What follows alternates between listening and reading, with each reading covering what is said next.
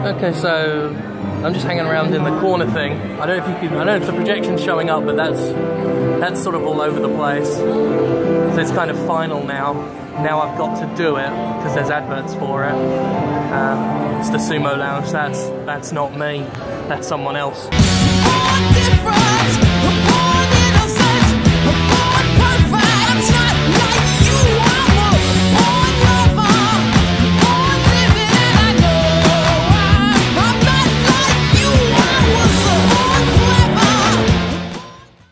I returned to a world of normalcy after having just completed an arduous weekend in Texas for the SGC 2015 event where I did Jimquisition Live, a fabulous, yeah, that'll do, that's a word, event in which I spoke at length for an hour to the people and made them fight like dogs and had a wonderful time and graced the common people with my mere glowing presence. Now, here I am again, straight away, next Monday. I flew in late last night, and yet here I am with another Jimquisition because I do not miss a beat, because I care that much about you. I'm very generous, and you may want to go right now to patreon.com/Jimquisition and give me a bit of money for it. You definitely want to do that.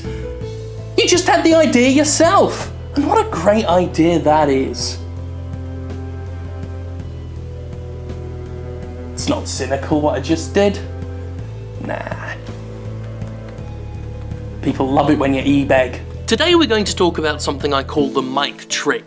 On the surface, it may not seem like it's a big deal. Indeed, when I've complained about it during E3 presentations and the like, some folk will tell me it's not a big deal. However, I think the mic trick is something worth calling out, because while it's not as gratuitous as a game's in-trailer graphics quality being unrepresentative of the final product, it's far more subtle, insidious, and comparably misleading. So what is the mic trick? It's this. 1, 2, 3! Good job, guys. Yeah. Alright, I'll get her. Okay. That's a clip from 2014's E3 trailer for Rainbow Six, featuring a lot of professionally recorded, heavily scripted dialogue. So scripted, in fact, that you could be forgiven for believing it's actual in-game NPC dialogue. It isn't, though. What it is acted out player dialogue, a simulation of what it may sound like when players are communicating together during an online match. When I first saw that trailer, I actually did think it was part of the game experience, and why wouldn't I? The dialogue doesn't sound like regular online patter at all. They're obviously professional actors talking very seriously about the events of the game. It creates the illusion that the game is more dynamic than it actually is. It took me a moment to realize that's what it was, an illusion, and when I did, I felt kind of insulted. The mic trick appears to be a recent Ubisoft trademark. Most prominently unveiled last year, it's found its way into trailers for The Division as well as Rainbow Six. Here's a look at The Division's gameplay trailer from 2014. Two on the left, one on the right. Okay, two more on the right. Oh yeah, see him. Oh, they threw a Molotov, look out. Good call, thank you. And in 2015, Ubisoft hasn't let go of the trick, because it's a damn good trick. Here's 2015's trailer for the same game. Everybody ready? Yeah, let's see some teamwork. Oh, hold up behind us. Other players. Bastards. They have dark zone loot. Huh. Should we go for it? I don't know. We can't take them and the Rikers at the same time. Good point. Let's just see what they do. Oh, they're going Rikers. Right, let's help them out. All right, go. I'm gonna flank. Go. So, why does this matter?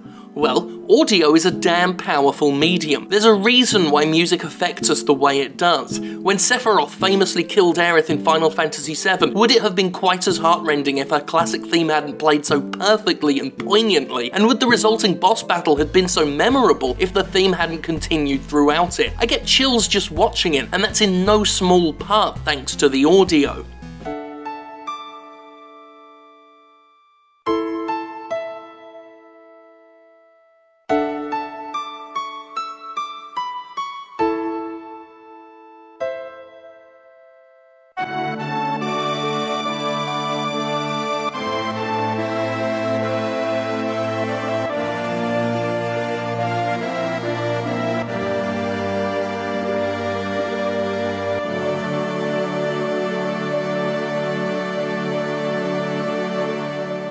Voice acting can, likewise, make or break video game narratives. It can turn your big dramatic scene into a joke.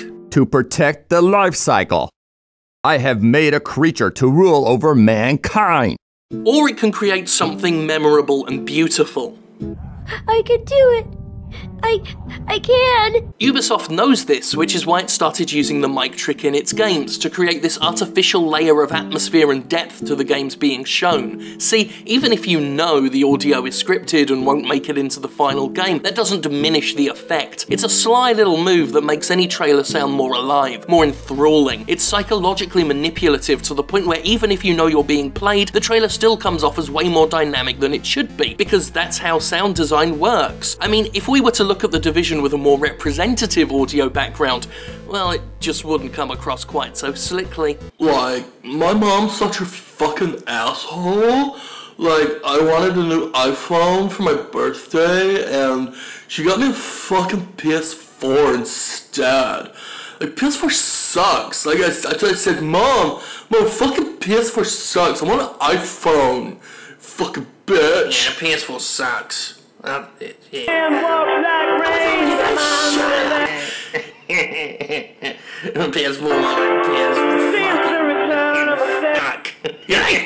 Fucking this up so bad, I want to win the game. Like, shut yourself, you fucking asshole. Like, you haven't even like killed no one yet, so don't even tell us you're gonna fucking game. Like, you fucking game on yourself, man.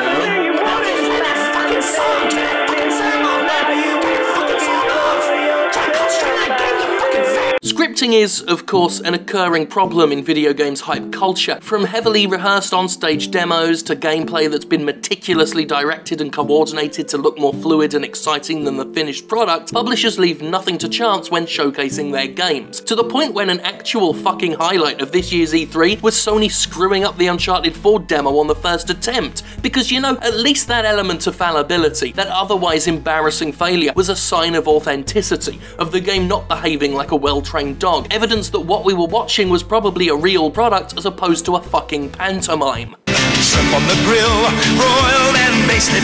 It's the best I've ever tasted. Because that's all this stuff is, a pantomime, and the mic trick is the newest, latest gag. At its worst, it's a pretentious way of trying to trick the audience into thinking the game itself features dynamic audio with NPCs that react naturally. At its best, it's an obvious trick that nonetheless heightens the atmosphere of the game and makes it appear more alive, and you can't divorce the artifice from the genuine article because they're so insidiously woven together. After 2 years of pulling this shit, it's obvious Ubisoft thinks it's stumbled on a new way to manufacture and manipulate a sense of realism and spontaneity that simply won't be part of the finished article. And that's why the mic trick is, to me, as shitty a thing to do as running alleged console games on PCs or downgrading games between their reveal and otherwise lying about a game's quality. Because this is a lie too. A blatant lie that's easy to see through, certainly, but no less effective because of it, as it subconsciously worms its way into our ears and attempts to play tricks on the brain. Also, it's fucking cringeworthy anyway, Ubisoft, so, stop it. I should point out that in this video I did say that I thought the mic trick was as shitty as graphical downgrades and other things like that, not a shittier than those things. Sometimes people mishear what I say because I've got this kind of angelic voice, kind of like the voice of God, where mortal minds can't comprehend it, but I definitely said that. It was like that time when people thought I said that The Witcher 3 wasn't worth buying on its own without the free DLC, when I didn't actually say that. I said it was worth buying. But people mishear me, because often the words of, you know, I wouldn't call myself God, but a God-like being, sometimes they're hard to hear with mortal ears. Obviously I wouldn't say I'm God, because that is a power higher than me, who we all thank for me, which we will all do now. So bow your heads in prayer and thank God for me. Fuck Konami.